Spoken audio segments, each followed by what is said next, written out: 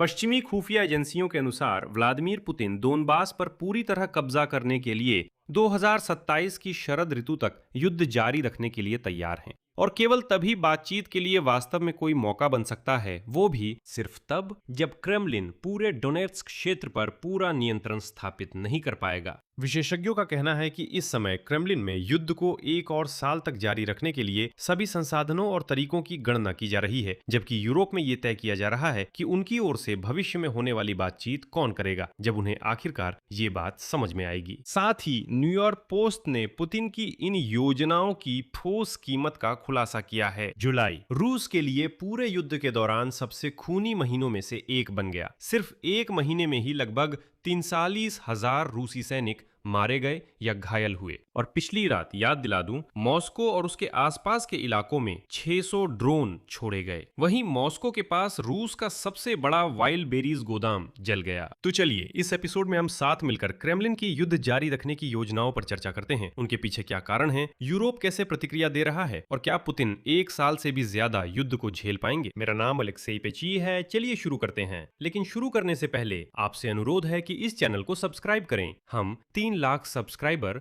के आंकड़े की ओर बढ़ रहे हैं, इसलिए आपकी हर एक सब्सक्रिप्शन के लिए मैं आभारी रहूंगा।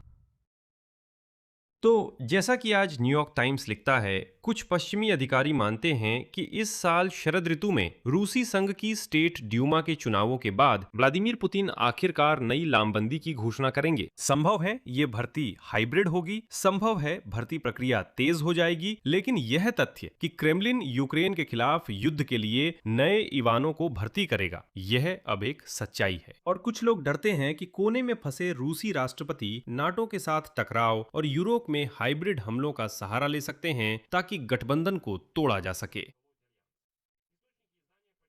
प्रकाशन के सूत्रों का कहना है कि शांति वार्ता की संभावना तभी बढ़ेगी जब क्रेमलिन का डोनेट्स्क क्षेत्र पर पूरा नियंत्रण पाने का लक्ष्य पूरा नहीं हो पाएगा। इस समय तक, यानी 2027 की शरद ऋतु तक। इसी बीच फ्रांस, जर्मनी और यूनाइटेड किंगडम यूरोप की अपनी भागीदारी को भविष्य की यूक्रेन पर होने वाली वार्ताओं में सुनिश्चित करने की कोशिश कर रहे हैं। और 3 अधिकारियों के अनुसार इन देशों का मानना है कि युद्ध का समाधान और रूस के साथ भविष्य के संबंध इस क्षेत्र के लिए इतने महत्वपूर्ण हैं कि केवल ट्रंप प्रशासन पर निर्भर नहीं रहा जा सकता, जो कि दिन ब दिन और भी ज्यादा अप्रत्याशित होती जा रही है। ब्रिटेन, फ्रांस और जर्मनी मुख्य यूरोपीय वार्ताकार बनने की उम्मीद कर रहे हैं। वे इच्छुक देशों के इस गठबंधन का मुख्य हिस्सा हैं, जो कीव का समर्थन करता है और पहले से ही संभावित समाधान के बाद यूक्रेन के लिए सुरक्षा गारंटी और विकल्प तैयार कर रहे हैं।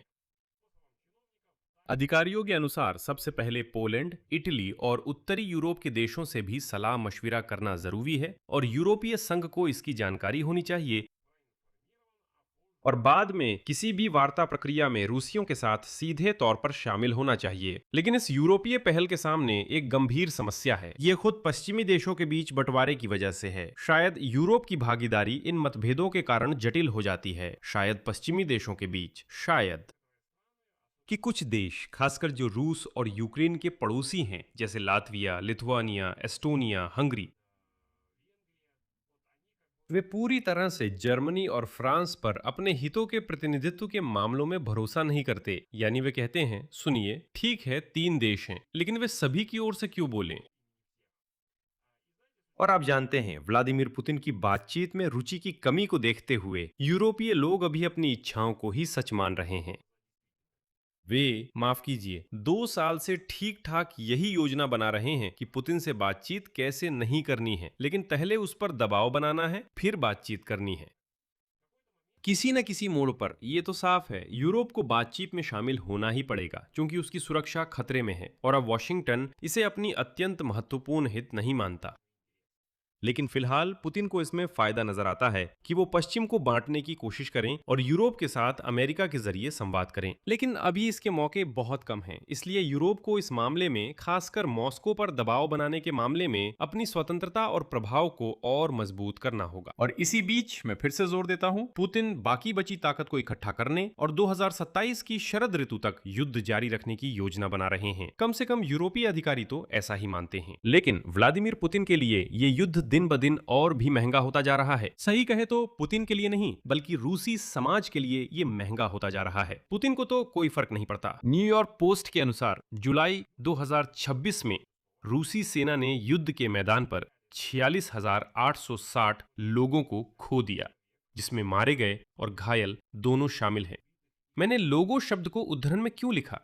खैर, रूसी हैं लोग, आप समझ सकते हैं। ये आंकड़ा लगभग 43,000 जनवरी 2025 के बाद से सबसे ज्यादा है और युद्ध शुरू होने के बाद से ये चौथा सबसे खून खराबा वाला महीना है। 2022 में युद्ध के पूर्ण पैमाने वाले चरण की शुरुआत से विशेषज्ञों के अनुसार रूसी हताहतों की कुल संख्या 1.5 मिलियन के करीब पहुंच रही है और नए रंगरूटों की भर्ती पुतिन के लिए लगातार बड़ी समस्या बनती जा रही है। सैनिकों की कमी के कारण वो जल्द ही शांति वार्ता शुरू करने या लामबंदी की घोषणा करने के लिए मजबूर हो सकते हैं। और आगे मैं न्यूयॉर्क पोस्ट का एक उद्धरण पेश करूंगा। पिछले कुछ महीनों में व्लादिमीर पुतिन इतने निराश हो गए हैं कि उन्हें अपने हमवतन लोगों को युद्ध में झूठे वादों के साथ, जैसे कि पीछे की सुरक्षित सेवा का वादा करके लुभाना पड़ा या इसी तरह की धोखाधड़ी योजनाओं के तहत अफ्रीकी लोगों की भर्ती करनी पड़ी।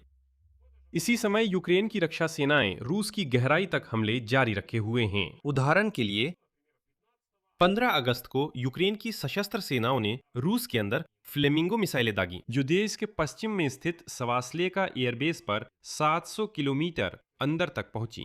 वहां, याद दिला दूं, मिग 31 लड़ाकू विमान तैनात हैं जो किंजल मिसाइलें ले जाते हैं। इसी तरह फ्लेमिंगो मिसाइल ने समारा में स्थित progress rocket and space centre पर भी हमला किया, जो रोस कॉस्मोस के प्रमुख उद्यमों में से एक है, जो यूक्रेनी सीमा से 800 किलोमीटर दूर है। और यहाँ एक खास बात देखने लायक है। ये progress rocket and space centre Soyuz launch vehicle बनाता है, जिनका इस्तेमाल रूसी सैटेलाइट समूह की तैनाती में किया जाता है। रासवेत यही वही है जिसके बारे में हमने पहले एपिसोड्स में बात की थी कि ये रूस को पूरे यूक्रेन पर ऑनलाइन कंट्रोल वाले ड्रोन से हमला करने की सुविधा देगा। असल में ये रूसी स्टारलिंक जैसा ही एक सिस्टम है। कीव ने अलग से वुस्तलुगी रिफाइनरी को नुकसान पहुंचाया, जो हमारी सीमा से 800 किलोमीटर दूर जल उठी। और फिर 16 अगस्त की रात को मॉस्को के मेयर ने शिकायत की कि शाम से सुबह तक मॉस्को क्षेत्र की ओर एक साथ 600 ड्रोन्स उड़ रहे थे, जिनमें से 201 ड्रोन सीधे उसी क्षेत्र में नष्ट कर दिए गए। हमले के परिणाम स्वरूप काले दिनों में वाइलबेरिस का लॉजिस्टिक कॉम्प्लेक्स पूरी तरह जल गया। ये कंपनी का पूरे रूस में सबसे बड़ा गोदाम है, जिसका क्षेत्रफल 2 लाख वर्ग किलोमीटर से भी ज्यादा है। और एक और लॉजिस्टिक सेंटर मॉस्को क्षेत्र के डोमोडेदोवो में जल रहा था। विशेष रूप से आग गोदाम नंबर 15 में लगी। यह सेवर्नोए डोमोडेदोवो कॉम्प्लेक्स में था, जो रूस के सबसे बड़े उत्पादन लॉजिस्टिक परिसरों में से एक है। अब फोर्ब्स का व्यापक विश्लेषण कुल नुकसानों और रूस में लामबंदी की अफवाहों पर। रणनीतिक और अंतर्राष्ट्रीय अध्ययन केंद्र के अनुसार 1 जुलाई तक रूस के कुल युद्ध क्षेत्र में नुकसान लगभग 1.4 मिलियन सैनिकों का था और सिर्फ 2026 में ही रूसी सेना हर महीने औसतन लगभग 30,000 रूसी सैनिक खो रही है। स्ट्रैटेजिक और इंटरनेशनल स्टडीज सेंटर के अनुसार रूसी और यूक्रेनी सैनिकों के नुकसान का अनुपात लगभग 8 के मुकाबले 1 है। इसके साथ ही युद्ध अध्ययन संस्थान ये भी बताता है कि भारी नुकसान के बावजूद रूस 2026 की वसंत और गर्मी की आक्रामक अभियानों के दौरान कोई महत्वपूर्ण ऑपरेशनल सफलता हासिल नहीं कर सका। आखिरी बार व्लादिमीर पुतिन ने, याद दिला दूं, सितंबर 2015 में आंशिक लामबंदी की घोषणा की थी। इसके बाद मॉस्को ने उच्च भुगतान और टैक्स में छूट के साथ स्वयं सेवकों के जरिए सेना की जरूरतों को पूरा करने की कोशिश की।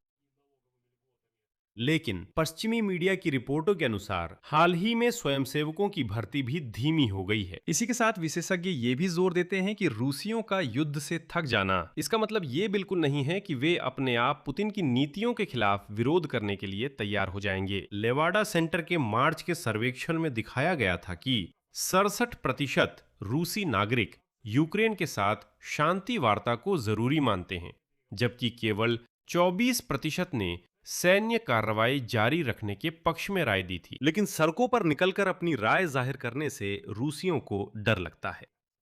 67% रूसी नागरिक अगर सभी सड़कों पर उतरकर पुतिन से युद्ध रोकने की मांग करते तो इसका असर होता, लेकिन रूसी ऐसा नहीं करते। आखिर क्रेमलिन को लामबंदी की जरूरत क्यों पड़ सकती है? अगर व्लादिमीर पुतिन लामबंदी करने का फैसला करते हैं तो वो ऐसा इसलिए करेंगे क्योंकि उन्हें इसमें युद्ध के मैदान पर कोई फायदा नजर आता है। उन्होंने कई बार कहा है कि मॉस्को पूरी डोनेट्स्क और लुहांस्क क्षेत्रों पर कब्जा करना चाहता है। इन इलाकों में रूसी सफलताएं पिछले कई सालों से बेहद धीमी और बेहद महंगी रही हैं। अब तक उन्होंने लोगों को चारे की तरह झोंकने की रणनीति अपनाई है, यानी जितने लोगों की जरूरत हो उन्हें लड़ाई में झोंक दिया ताकि इन लक्ष्यों को हासिल करने की कोशिश की जा सके। संभव है कि क्रेमलिन को लगता है कि लामबंदी से वो आखिरकार इन इलाकों पर कब्जा कर लेगा। हालांकि जंग के मैदान से मिल रही जानकारी बताती है कि ऐसा होना मुश्किल है। इसके साथ ही विशेषज्ञों का मानना है कि नई लामबंदी की लहर भी शायद युद्ध की दिशा को ज्यादा नहीं बदल पाएगी। नतीजा ये है कि पश्चिमी अधिकारी अभी ये अनुमान लगा रहे हैं कि व्लादिमीर पुतिन कम से कम 1 साल और युद्ध के लिए तैयार हैं, यानी 2027 की शरद ऋतु तक। वे या तो सैन्य सफलता की उम्मीद कर रहे हैं या फिर ड्यूमा चुनावों के बाद नई लामबंदी पर निर्भर हैं। पागल तानाशाह पुतिन का विचार ये है कि वो पूरे डोनबास पर कब्जा कर सकेगा और इसे जीत घोषित कर देगा। लेकिन साथ ही यूक्रेन सिर्फ रक्षा नहीं कर रहा है बल्कि खुद दबाव बढ़ा रहा है। यूक्रेन के दक्षिण में क्षेत्रीय लाभ से लेकर युद्ध के दौरान फ्लेमिंगो द्वारा सबसे गहरे हमलों तक और क्षेत्र में ड्रोन द्वारा बड़े पैमाने पर रात के हमलों तक, सवाल यह है जिसमें खुद यूरोप की भी साफ तौर पर दिलचस्पी है। जैसा कि उसकी कोशिशों से लगता है कि वह भविष्य की वार्ताओं की मेज पर अपनी जगह बनाना चाहती है, तो आखिर सबसे पहले कौन उस मौके की खिड़की तक नहीं टिक पाएगा जब 2027 की शरद ऋतु में बातचीत का अवसर आएगा।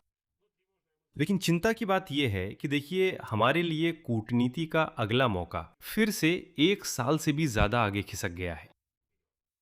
यहां मैं विराम लगाता हूं। अपनी राय और निष्कर्ष इस एपिसोड के नीचे कमेंट में लिखें। चैनल को सब्सक्राइब करें, घंटी दबाएं और लाइक करना ना भूलें। बस इतना ही। अपना ख्याल रखें। सबको अलविदा।